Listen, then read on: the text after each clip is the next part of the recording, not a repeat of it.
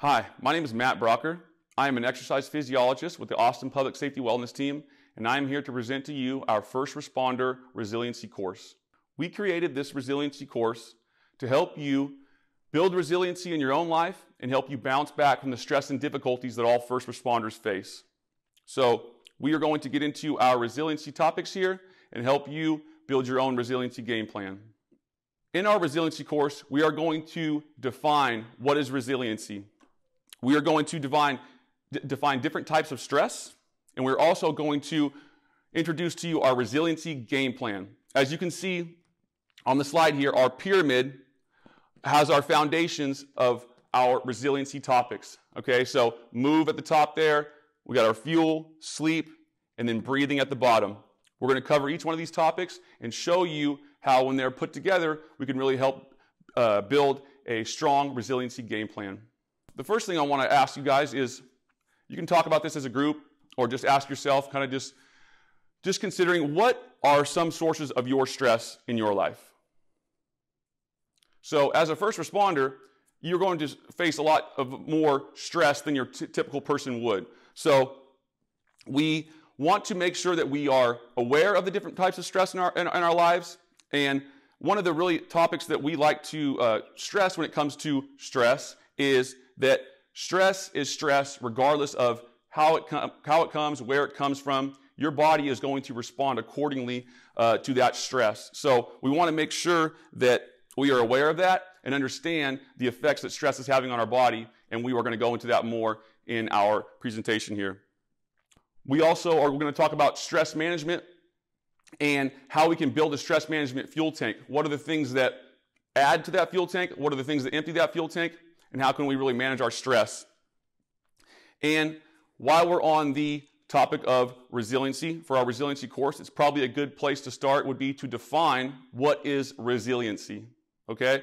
So you guys can ask each other amongst the group what resiliency is to yourself, but I'll go ahead and define it for you. The definition that we like for resiliency is the ability to bounce back from difficulties and stress. Okay? So the ability to bounce back from difficulties and stress. As you can see, that will be something that is very important for y'all in your careers and in life in general. So we really want to make sure that we understand what resiliency is. As we just discussed, resiliency is the ability to bounce back from difficulties. Okay? So if you think of it of a lacrosse ball, okay? You take this lacrosse ball, you throw it against the wall, what's going to happen? That ball is going to bounce back right to you, right? Because that ball is resiliency, the ability to bounce back from that pressure, that stress of hitting the wall, right? But what if I take a tomato and I do that same thing where I throw it against the wall? What do you think is going to happen? That tomato is going to smash, right? Because that tomato is lacking resiliency, right? So we want to make sure we are more like the lacrosse ball than that tomato. So let's talk about stress and how our body responds to stress, okay? As you can see in this slide, our body has multiple things that happen when we encounter stress, okay? Some of the main things are going to be increases in blood pressure, heart rate increases, your pupils are going to dilate. All of these things are preparing you for fight or flight, right? We've all heard that term, fight or flight. That is the activation of our sympathetic nervous system, okay? That is a very beneficial tool for us in our evolutionary process, okay? We wanted to be able to have that fight or flight response really strong for us because we need to be able to run away from problems or fight with those problems, right? But if we are really relaxed while that's going on, then you're not going to respond accordingly, okay? So all of these responses from the stress are getting you prepared to handle that stress. Again, either fight or flight. So we want to be aware of these different things, how our body responds, and again, understand that these are not necessarily bad things. They're more so a problem for us when they become long-term and turn into chronic stress, and that's something that we will talk about here in our next slides. So acute stress versus chronic stress. What would that be? Okay, so acute stress is going to be just our normal everyday stressors, one event of stress. That could be a difficult call, maybe you had an argument with your partner, whatever it might be. Those kind of acute stressors are kind of just the normal stress that everybody encounters every day. But the opposite of that would be our chronic stress, okay? And that's when that acute stress becomes chronic. Over time, continues to persist for days, for weeks, sometimes for years for some people, all right? So we want to make sure that we are understanding that as humans, we're well equipped to handle that acute stress, but we really have problems when it becomes chronic stress. And these next pictures are going to show you something that is kind of makes this point evident. If you see these two pictures here, you see old Bill Clinton and Barack Obama, okay? We all know these guys, and one of the things that they have in common, besides being a president, is they were both two-term presidents, okay? So the picture on the left for each one of them is when they started in office, and the picture on the right is going to be how they looked after their 2 terms as presidents, okay? As you can see, there's pretty drastic differences here. You know, the wrinkles, the graying of hair, just the overall looking a little bit more tired. All these things are what occur when we are constantly under chronic stress, okay? And like I mentioned, that chronic stress is that continuous stress that doesn't go away. And if you can imagine any job that has just continuous stress, it's definitely going to be the president, right? They are constantly dealing with stress when they wake up, before they go to bed. It's an all day long thing. So that chronic stress builds up, and it starts to have these, you know, it starts to show, as you can see in these pictures, you know, how chronic stress can affect our body. And one of the interesting things to note with these pictures is this is just an outside representation, right? This is just what we're looking at their body. Imagine what the inside is like, right? Imagine what their blood work looks like. Those things are probably maybe even worse, right? So it's really important to, again, understand what chronic stress is doing to our body and how we can mitigate that stress. Now, let's go in with a few of the effects of chronic stress. So similar to the way that acute stress can affect us and we get those increases in blood pressure and heart rate, similar things can happen with the chronic stress. But remember, this is stuff that happens persistently. So things like tense muscles and neck, right? You can all think of someone who's kind of tense and they just kind of have that, you know, tensed up feeling. Everything's all nice and tight. We don't want that, right? Also, over breathing. Like I mentioned, increases in blood pressure. Also, increased risk for heart attack or stroke, right? You can imagine that you're constantly in that fight or flight mode. Your chances of having, you know, issues as far as like a heart attack or anything, major health issues, are definitely going to increase. So getting that chronic stress to be lowered is a really important thing. One last note on the chronic stress, it even can have an effect on your brain in the way it functions, its size, and its structure. So it's a really, really important thing to make sure we're reducing our chronic stress, because as you can see, it can have some major effects on our body.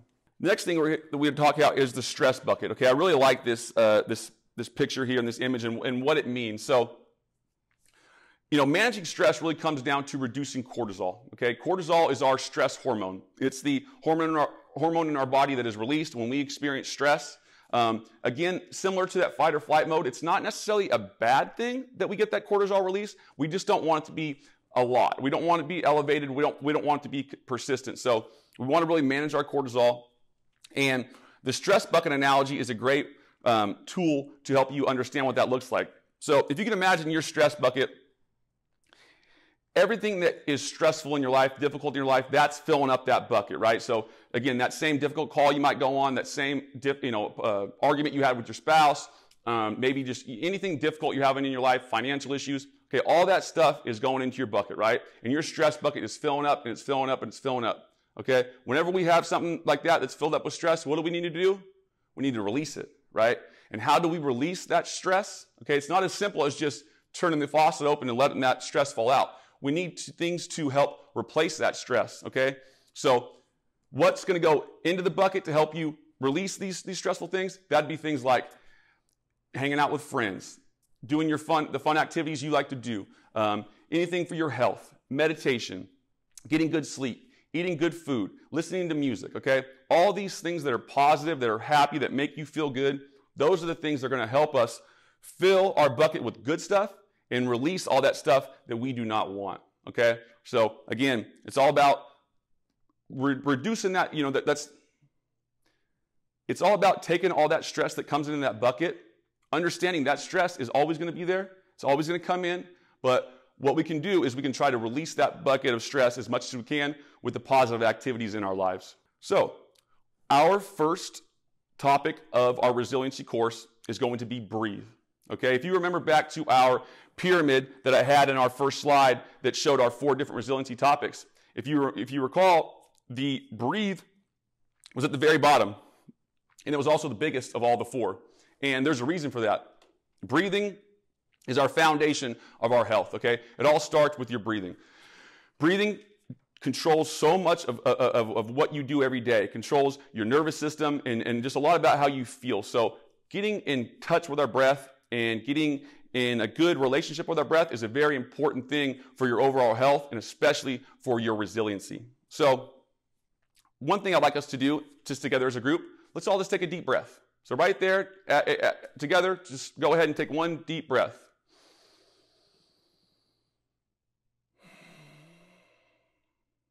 So I'm obviously not in the room there with you, but I can almost guarantee that some of you, when you took that first breath, you're going to see some shoulders raising up. You're going to see some tense necks and shoulders. You're going to see breathing into the chest rather than filling up the belly. Okay, so those are just a few of the common mistakes that we see when it comes to breathing. So again, when we're breathing, we don't want those shoulders to be tense. We don't want our neck to be kind of, hunched over. We want to really make sure that we're just relaxed. Our shoulders are down. And when we're breathing, we're taking that big breath into our belly, not into our chest. Okay, so we'll kind of work on that together and what a good breath looks like. But let's go into why we want to make sure that we're breathing correctly, okay? As I mentioned, breathing is going to regulate your nervous system. And it's such an important thing, and it's crazy how much of a powerful tool breathing can be for your overall nervous system and your overall health and how you feel. So those shorter, shallow, kind of panic type breaths are going to be a lot more related to that sympathetic fight or flight system that we talked about that we really want to avoid as much as possible. The opposite of that is going to be taking long breaths, inhale and exhale through the nose, into the belly, making sure we're really filling that belly up with each breath. And you'll notice that if you do that for a few breaths, your body right away starts to calm down and your nervous system starts to get into that parasympathetic nervous system, right? The opposite of the fight or flight would be our parasympathetic or our rest and digest mode that we want to spend more time in. So the way you breathe is really going to determine a lot of that. One other thing too is with our, I mentioned there with your long exhales, the longer exhale is really going to help you bring that nervous system down even more. So if you can think about on your inhale, maybe 4, 5, 6 seconds for your inhale, and on the exhale, let's extend that to about 6, 7, 8 seconds. Doing that repeatedly is going to do a great deal in helping you regulate the nervous system and bring you down to a calm state. So before we move on, let's all just practice some belly breathing together as a group using the tips that I had mentioned before. So let's think about breathing into our belly first, really filling that belly up, and then kind of raising up into the chest and up into the throat as we do. And then you're going to reverse that and kind of breathe out of the chest, down into the stomach, all the way down, and really release all that. So think about filling the belly up like a balloon on the way up, and then releasing it on the way down. Also, let's focus on breathing in and out of the nose and having our shoulders be nice and relaxed. So right there as a group, let's just practice that. Breathing in the belly. Fill that belly up, in through the nose, and nice long exhale. Filling that stomach, release. Helpful thing here could be to put your hands right over here over your stomach, and as you fill up, fill your hands, rise. As you fill your belly, and then as you release, the opposite of that, you're going to feel your hands pressing into your stomach as your belly button pulls towards your rib cage, and really release all that air. So in through the belly, and releasing it all out through the belly. So you can practice that as a group or by yourself for a while if you'd like to. And just making sure that this is the way that you want to breathe pretty much all the time as much as you can. Big breaths into the belly, release it all out the belly, nice big deep breaths, and just kind of keep doing that as much as you can. One thing to mention here on the breathing that I had talked about, but it deserves its own slide because it is so important, is the idea of breathing through your nostrils, okay? And not breathing through your mouth. Mouth breathing is referred to as panic breathing. And it kind of makes sense when you think about it. When you're breathing that kind of deep, short, shallow breaths through your mouth, it's going to put you in a panic state, right? It's going to put you back in that fight or flight mode. So we want to make sure that when we breathe, we're breathing in and out of the nose and really just using our nostrils. Our nostrils are way better, way more efficient when it comes to breathing. When we are mouth breathing, we are losing a lot of our hydration. So you can become dehydrated from mouth breathing. It can also have issues with the jaw and the structure. It can also have issues with the size and structure of the jaw, especially in younger children. And then also, it's just going to really be poor for your sleep. Okay, we usually don't know what our breathing is like when we're sleeping, because we're sleeping, obviously. So if you can try to breathe through that nose as much as possible throughout the day, it's going to help you do that same thing at night. And if you want to be extreme about it and really make sure that you're breathing through the nose, you can even take a piece of tape, just a small little piece of athletic tape, and tape it right over your mouth, just over your lips. Nothing not a huge piece of tape, just a small little strip, and you can tape it there. And at night while you sleep, to make sure you're breathing in and out of your nose. It's not dangerous because it's just a small strip of tape, and if you really needed to breathe, it would come off. But just an idea if you really wanted to make sure that you are breathing in and out of the nose consistently. Now that we've covered our breath, let's go ahead into a topic that is related to our breathing, and that would be meditation. Okay, meditation is a great tool for you to utilize for your overall health and wellness. And for a lot of us, it might be something that is kind of new or completely foreign. So in that regard, it's not a problem. It's not something that you have to be an expert at to get the benefits from it. Really just doing it is really the biggest thing. One of the first topics that we like to talk about when it comes to meditation is that it does not need to be a spiritual experience. Okay? I think that a lot of people get hung up on meditation because they assume it needs to be spiritual, or that you need to be a monk, in a cave off meditating somewhere, and that's just not the case, okay? If meditation fits into your spiritual practice, that's great, but it does not have to be spiritual in any way. It can be just as simple as you sitting in a chair and just paying attention to your breath, like we were doing in our last slide where we talked about proper breathing. Meditation is a great way to help you practice that belly breathing, right? As you're doing, it can be as simple as just sitting there in the chair, right? You can have your eyes open. You don't have to be doing anything except just focusing on breathing in and out of the belly. That is meditation, okay? Meditation is also a great tool to help you turn your brain off. Just practice turning the brain off. It doesn't have to be for long periods of time, but how often do any of us turn our brain off? It's not easy to do. The brain does not want to stop. So meditation is a good way to just get you kind of aware of that fact. Maybe you might not be able to stop the brain at all, but maybe you just are aware that, like, dang, my brain just doesn't stop. Even that is a positive benefit of meditation, okay? One of the things I like to discuss with meditation that helps some people get a little bit more buy-in with it would be the concept of getting you in the zone, okay? So I think that we all, when we hear that term in the zone, we understand that, maybe an athlete that is in their sport that is just really doing well, but that can be in any walk of life.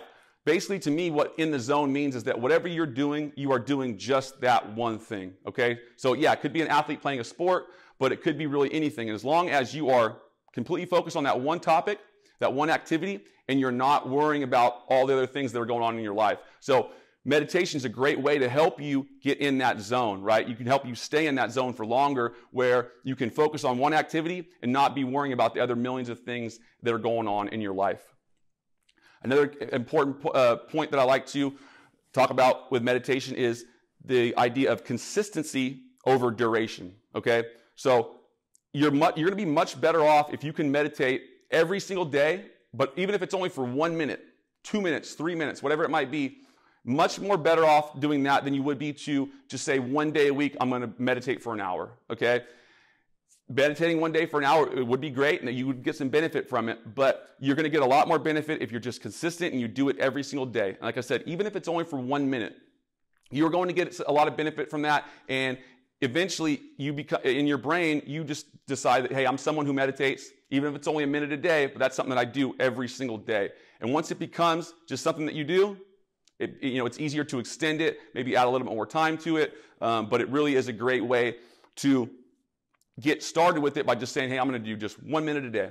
We all have 1 minute to spare, right, in a day. Just take that 1 minute and just practice and slowly build off of that. And then last thing I'll say on this slide here is, we all, I think as humans, we're all aware of the importance of physical activity, right? And how physical health can really impact our life. But I think something that's less talked about is the mental health and the mental training aspect, right? We all do our physical training as first responders. You guys are good at doing your physical training, making sure that you're staying fit. But the same goes with our brain, right? We need to exercise our brain the same way we exercise our body. And meditation is a tool to help you practice your mental training. And when you combine your mental training and your physical training, that is when you can achieve peak performance. And I think that as first responders, that's what we're all after. On this next slide here, you'll see a couple famous guys here. You see Kobe Bryant, Derek Jeter, Joe Rogan. The reason I put these guys up here is because all these guys have talked about how much meditation has helped them in their life and in their career. Okay, so again, I think that when a lot of people hear the word meditation, they might think of a monk in a cave off by himself, meditating. And that's definitely an aspect of it. But also, these three guys, they're not going off into any cave, right? They're not sitting with monks. They're just doing the meditation on their own time. And they are getting a lot of benefit from what meditation can do for you. So I put this up because I want you to see that meditation is not just for calm, chill people, but it's also for high performers. And it can help you perform at a higher level. So another group that has started to use meditation more would be in the military. And the military has started to train their soldiers in mindfulness practices before they deploy them, because they have learned that soldiers are able to handle stressful situations much better when they are practicing meditation regularly. So I think it's a really important point to make with this slide, that it's not just for people who are, you would consider your typical meditating type people, but it's also for anybody who wants to perform at the highest level in life. Meditation is a great tool to help you do that. The Insight Timer app is a great one for you to practice with a lot of different meditations. And again, they have everything that you could want as far as, varying the types of meditations you can practice. So as a group, if you would like to, I'm going to give you the opportunity right now. You can press pause on the video, pull up Insight Timer and practice with each other. Just, maybe a 5-minute meditation on your own or with the group, or we can just save that for another time. But just something that I would like you to, if you can, practice that at some point. Give the Insight Timer app a try. So the next topic we will cover in our resiliency course is going to be sleep.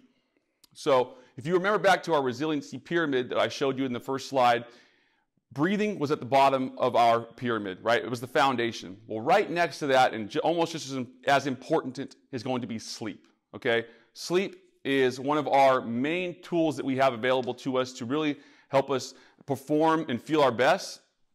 So whatever we can do to help get quality sleep is going to be very important, okay? So just as a group right there, something you guys can discuss, or if you're by yourself, something you can think about is, what are your struggles with sleep? We all have different struggles with sleep.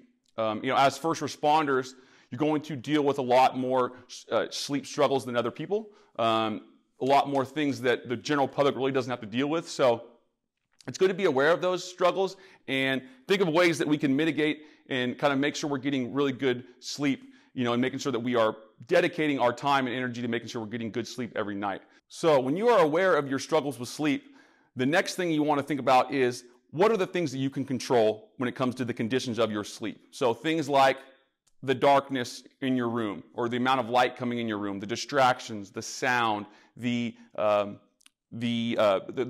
temperature, right? Controlling the thermostat. For some of us, that might be really cold, but really finding that temperature that feels good to you. Because quality sleep consists of having a temperature that feels good for you, having the room be dark and distraction-free, and really making it a sanctuary for you to get good quality sleep and not to be distracted or interrupted while you're sleeping. So controlling the things you can control is very important. Also, light. Okay, the light, the screens, the TV, all those things are reminding your body and your mind that it's daytime, that it's time to wake up, it's time to be alert. Okay, those are things that are good when it's during the day and you're at work and you want to be alert. But at nighttime, we want to make sure we're kind of reversing that trend and starting to prepare for ourselves for sleep. And so we need to start winding down. And one of the great ways to do that is to reduce the amount of light. And I'll give you a really good tool of how you can do that in our next slide.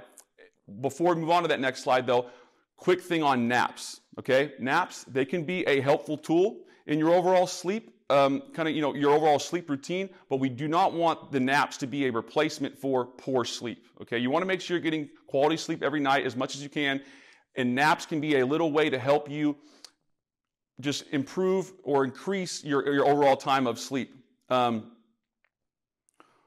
One thing with naps that we like to talk about is making sure they're not too long. So if you can keep your naps in that like 10 to about 30-minute range, what we would term a power nap, you're going to be a lot better off than those long naps where you risk the possibility of getting into a deep sleep cycle.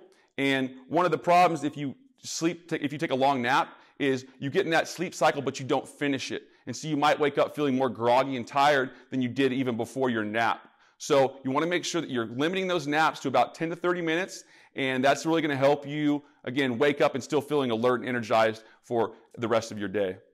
So as I mentioned, when it comes to the lights and all the screens that we deal with every day, it's really important to get those reduced at nighttime before we're trying to prepare for bed. And one of the great ways to do that is blue light blocking glasses.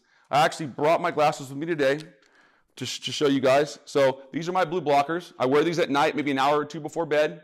As you can see, they're not the most stylish glasses. My wife thinks they're hideous, but they really do help me sleep, and they help prepare my body to kind of wind down before bed. And I must say that, anytime I put these on at night, it's almost like my body just goes, oh, I know what's going on right now. We're preparing for sleep. We're starting to wind down. And so these glasses are going to take all the light, all this harmful light, or from my phone or from my computer, and it's going to turn it into a little bit more of a red tint, which is a little bit of a warmer color and helps our body wind down and, again, not be so alert like a lot of those white screens can do. I got these things on Amazon for maybe like $10, and they're great. They work well. They have a lot of different styles. You can get, ones that look a lot better than this. Like I said, these are not the best looking glasses, but they have a lot of different styles. So I highly suggest you check some of these glasses out and see if they can help you, because it's been a great thing for me in my overall sleep and helping me wind down before bed.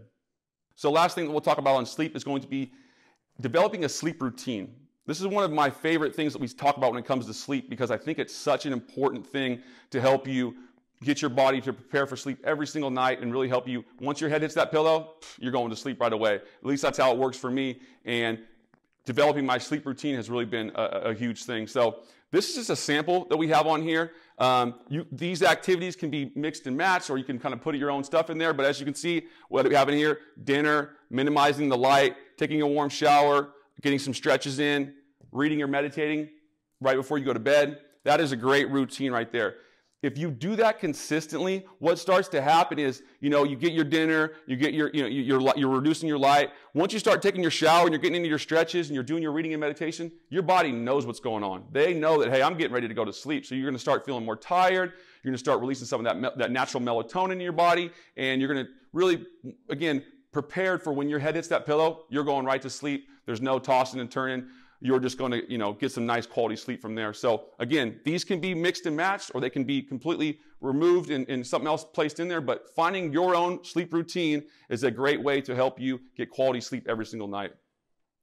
The next topic we're going to cover is going to be fueling. So we've gone over our breathing and our sleep. The next thing in our resiliency pyramid, our resiliency game plan, is going to be fueling, okay? Our nutrition, our hydration, all those things that are so important to our performance.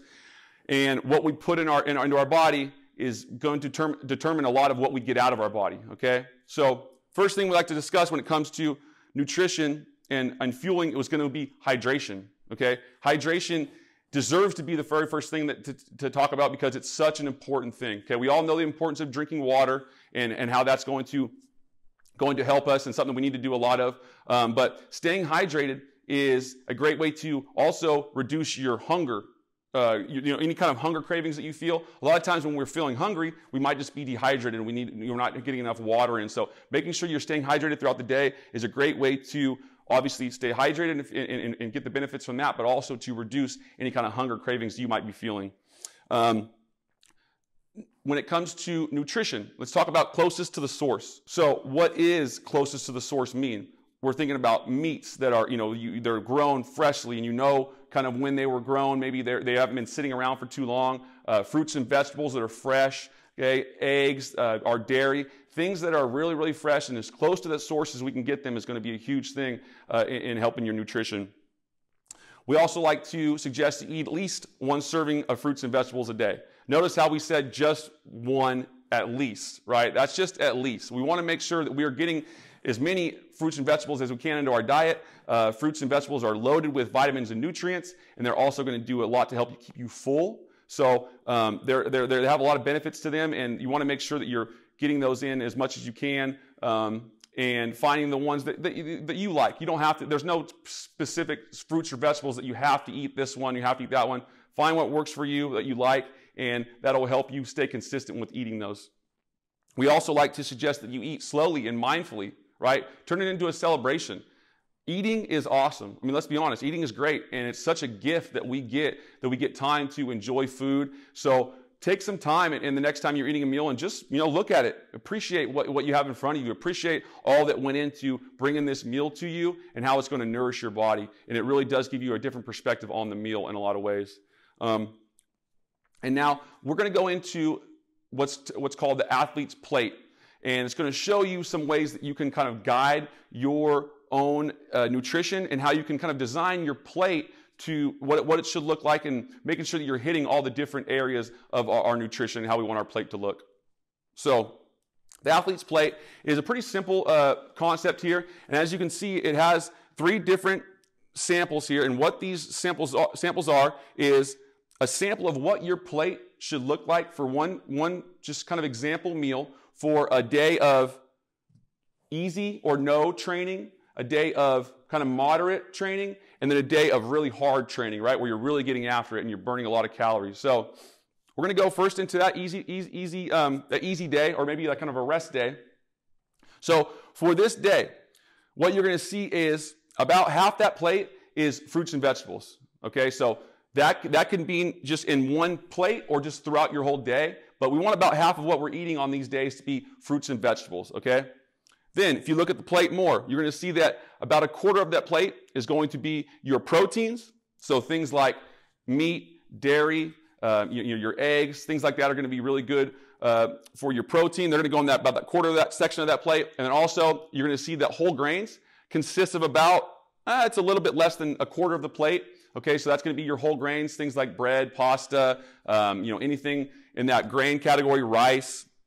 And there's also a small sliver there for things like they're going to be your fats, so olive oil, avocado, making sure we're getting a lot of those healthy fats in, and then your flavors are also on there, things like salt and pepper and seasonings and things like that. So that is a typical what the day looks like for just a normal day, not doing a lot of training. Here's what it should look like. So now we're going to go into our next slide, which is going to show a moderate training day. So as you can see, for the most part, things are looking about the same, but what do you see is the biggest increase on there?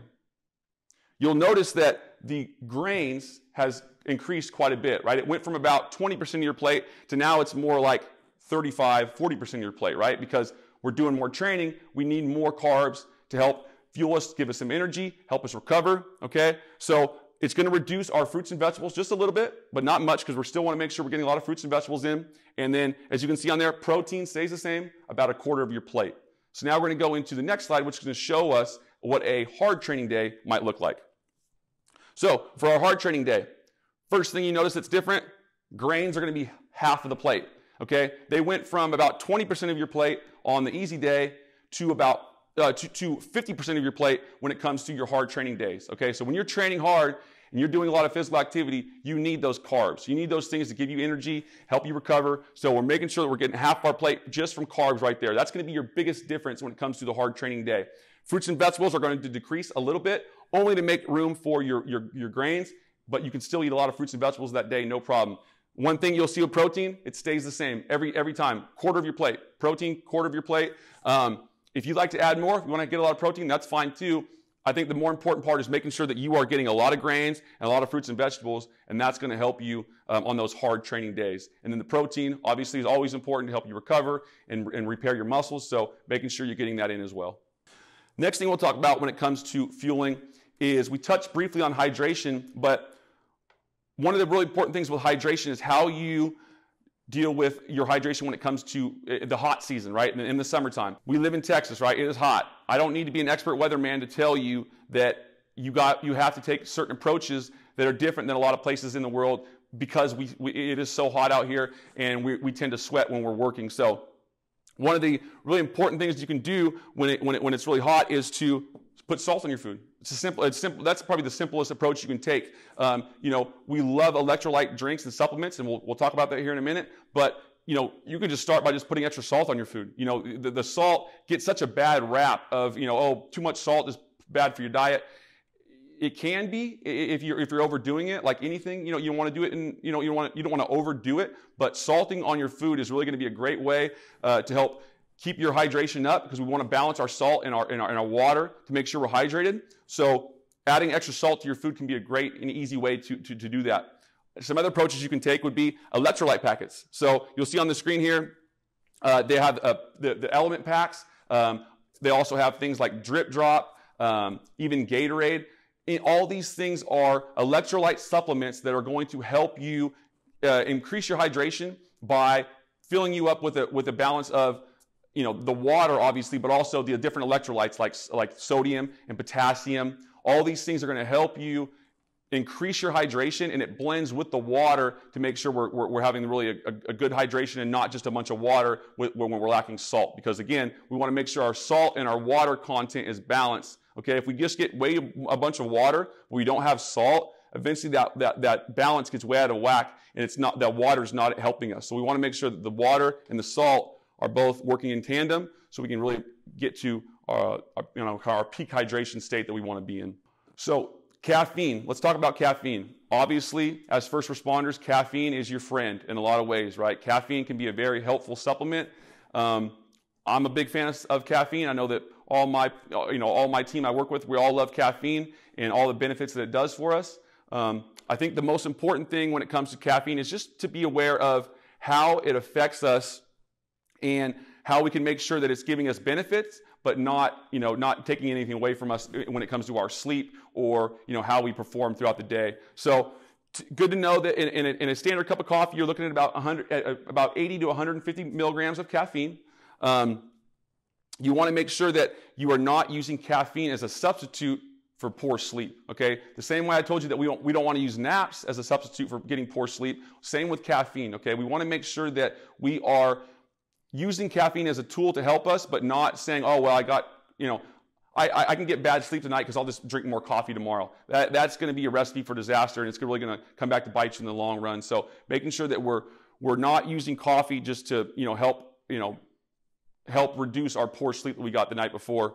And then when it comes to caffeine, it's very important to understand that it has a half-life. Okay, so what does that mean? It means that when you consume that caffeine, it has a half-life that about 6 hours. So if you take in 100 milligrams of caffeine at 3 p.m., you need to know that at 9 p.m., you're going to still have about half of that 100 milligrams of caffeine in your system that's working right now. So if you had your cup of coffee at 3 p.m., but you're ready to go to bed at 9, well, your body might not quite have metabolized all that caffeine yet. So it's really important to make sure you know that the half-life is and not doing it too close to bed. And then the same is going to go for alcohol, right? Similar to what we just talked about with caffeine. I'm a big fan of alcohol. I think alcohol is great, and it's done in moderation, and it can be a great thing to enjoy things or have a good time or spend time with friends. But we want to make sure that we are aware of the effects that it's having on our health and, more importantly, our sleep. Okay, so this graphic is really cool, and it shows you what the effect of a drink or 2 drinks or multiple drinks can have on your sleep. And it's pretty wild to see, well, just one drink, and this is going to be within the last few hours before you go to bed. So let's say 3-4 hours before you go to bed. That one drink is going to have about a 10% reduction in your sleep quality. Once you get into having multiple drinks, 3, 4 drinks, the sleep quality that you are going to have that night is going to be decreased by almost 40%, possibly even more. So you have to be aware that just because just because alcohol might make you sleepy and help you kind of wind down before sleep, it's not going to help your actual quality of sleep. Okay, we want to make sure that we're differentiating between quantity of sleep and quality of sleep. Okay, so if I pound a 12-pack of beers and then I pass out for 8 hours, I might wake up the next day and go, hey, awesome, I slept for 8 hours. But that was just my quantity, okay? My quality was probably terrible. It's probably tossing and turning, not getting in any deeper sleep cycles, because alcohol is going to affect that a lot. So again, enjoy your alcohol in moderation, but be aware of the effects that it's having on your overall health, especially your sleep. The last topic of our resiliency game plan is going to be move, okay? Move, our fitness, right? We're aware of the importance of physical activity and what it does for our overall health and well-being. And so we're going to briefly touch on some concepts of move and what we like to see you do with that. One of the concepts that I really love here is motion is lotion. Okay, we've got to move. We've got to keep moving. Keep our body feeling good. And I think another phrase that goes right along with that is move it or lose it. Right? I think it applies so well. Of like, if you continuously move your body, not just for for now, but for life, you're going to be able to keep using it, and it's never going to break down on you. So constantly moving your body, motion is lotion. Keep that thing moving all you can. We like to recommend a blend of strength and conditioning. Okay, that's a very important thing, I think, a very important concept to talk about when it comes to our movement. Is we want to be strong. Everybody is going to benefit from being strong. I don't care who you are. If you're a power lifter or you're my grandma, okay? My grandma is going to get a lot of benefit out of being stronger, and it's going to help her in all phases of her life, okay? Everybody, again, from grandma to myself, to a power lifter, to an athlete, everybody benefits from being stronger. We all want to be stronger, but we also want to have that conditioning, right? We want to be able to make sure we have stamina, and we want to blend those together, right? So we don't want to be that guy who's like just huge and can lift so much weight, but he runs a half mile and he has, he's almost ready to die. The opposite of that as well. We don't want to be someone who can go and run, 10 marathons in one day, but they get under a squat rack and they fall, they crumble because they have no strength. So we want to make sure we're blending that strength and conditioning and not just staying in one section of that equation there. Another thing that we'll talk about here is active recovery. Active recovery is a very important topic that I think is great to your overall training routine. So active recovery is basically on your days off, on your days when you're not doing your heavy training, those are going to be the times you're going to do your active recovery activities. What could that be? Things like yoga, taking a walk, going for a hike, an easy bike ride, maybe an easy swim, all kinds of different activities.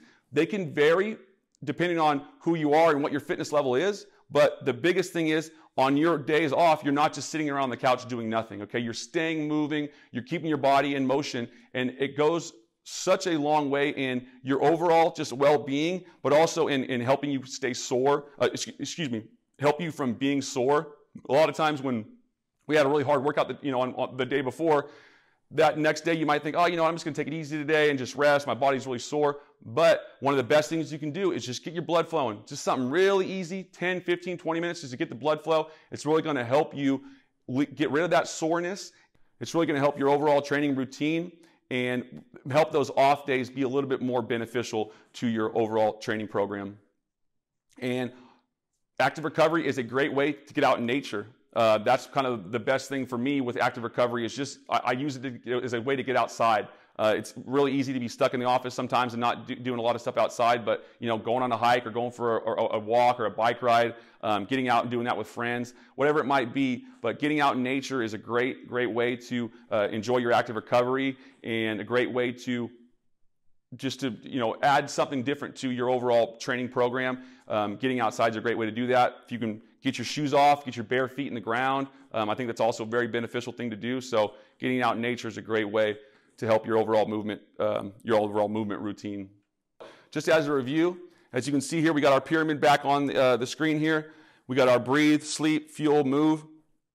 So as I mentioned, the breathing is going to be our foundation, really sets the tone for everything else that's to come. But they're all important. All four of those are important, right? If one of them's suffering, the other ones are going to suffer as well. For these four, there might be some things that you're really strong in, some things that you're really weak in, or maybe you had some really poor sleep one night. Well, if that's the case, really focus on hitting those other aspects of the pyramid, right? You want to really make sure you're breathing a lot that day and getting some meditation in, and you're fueling properly, and you're moving your body in ways that are going to help assist you in maybe the lack of sleep that you had before. And that goes for all the different foundations, right? Making sure that you're not neglecting any of them, and you're also trying to bring them all up by improving the other areas. So really important to focus on that resiliency pyramid there and making sure you're hitting all topics of that.